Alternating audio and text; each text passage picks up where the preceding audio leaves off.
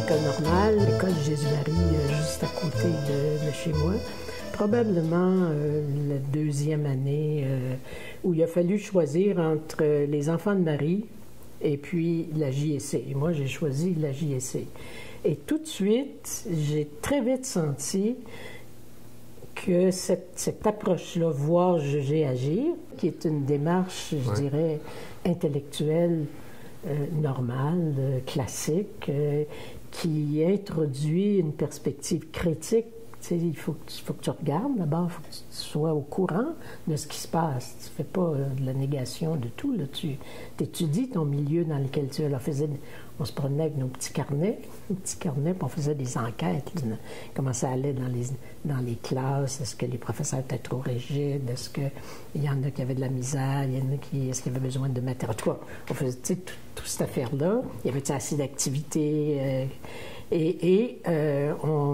Après ça, on analysait, voire jugeait. On se faisait une opinion sur ça et agir. Qu'est-ce qu'on peut faire pour faire changer les choses?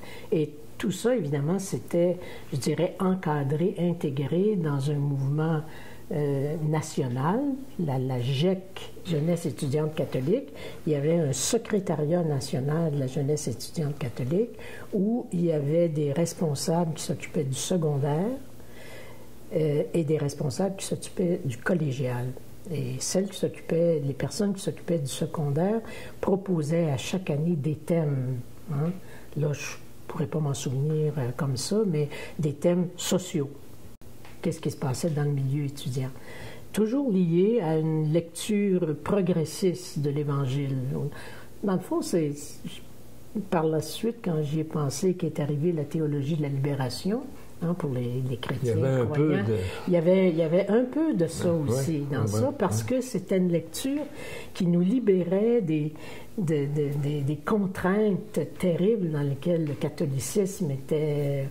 Tu sais, moi, je me souviens, le fait des moyens contraceptifs. Ma mère, qui avait déjà 4 enfants, qui avait fait en plus une fausse couche, c'était un problème moral pour elle, à un moment donné, d'utiliser des moyens de contraception. Tu sais, il appelait ça « empêcher la famille ».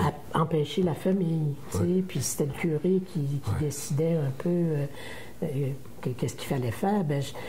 Moi, j'ai vécu à travers ma mère un petit peu. Ça commençait à changer, mais on sentait et on sentait surtout à l'école la réticence des religieuses à ce mouvement-là aussi.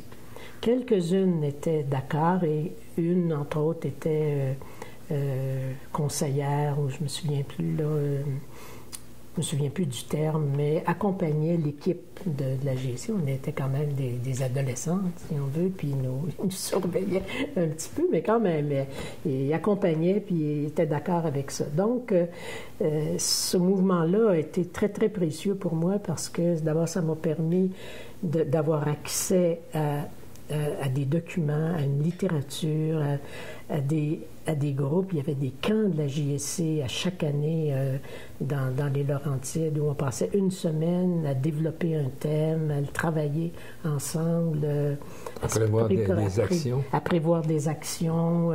Alors, c'était intéressant, c'était fascinant. Puis moi, je suis vite devenue responsable dans l'équipe de ma classe, là, de l'équipe de la JSC. Puis, alors, je me suis familiarisée avec ça et j'ai toujours continué, toujours continué, y compris à l'école normale.